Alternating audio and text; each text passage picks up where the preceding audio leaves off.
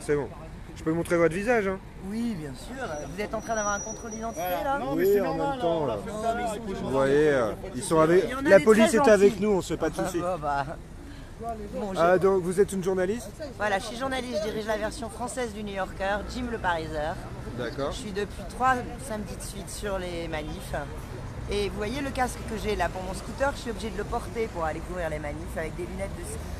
J'ai fait des conflits de guerre, j'ai jamais dû être équipée comme ça.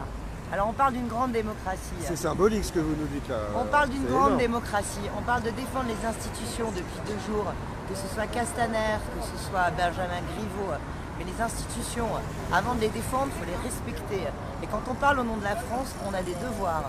Les devoirs, par exemple, c'est quand il y a des bavures policières, et David Dufresne, le journaliste, en est au 238e signalement à la place Beauvau depuis 1 mois, sans aucune réponse du ministère de la Police, enfin de la police, oui, maintenant c'est le ministère de la Police, c'est pas de l'Intérieur, c'est juste de la police.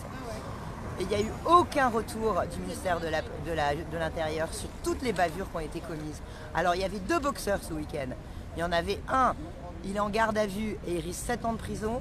Il y en a un autre, il a eu la Légion d'honneur et il a eu pour l'instant un signalement administratif auprès des GPN, même pas pénal. Le 2 poids 2 mesures. Alors on se demande jusqu'à quand il va falloir des vidéos et jusqu'à quand LCI, BF Merde TV, parce que tout mon confrère, on l'appelle comme ça, jusqu'à quand BF Merde TV, LCI, CNews que j'ai vu samedi en train de filmer une petite poubelle pour essayer de montrer que la rue gauche était en train de brûler.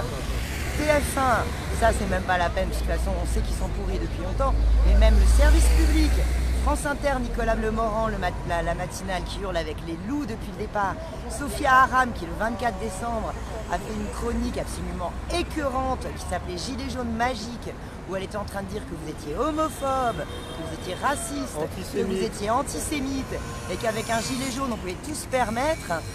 Quand ça va s'arrêter? Parce que nous les journalistes, moi j'ai 22 ans de journaliste derrière moi, j'ai une carte de presse et j'ai honte de mes confrères, j'ai honte de ce que j'appelle la grande manipulation, ce que j'ai mis sur mon site internet qui s'appelle Jim le Pariseur. Là je me fais de la pub. Allez-y, allez-y. Ça s'appelle la grande manipulation parce qu'aujourd'hui on n'informe plus, on fait de la fabrique d'information.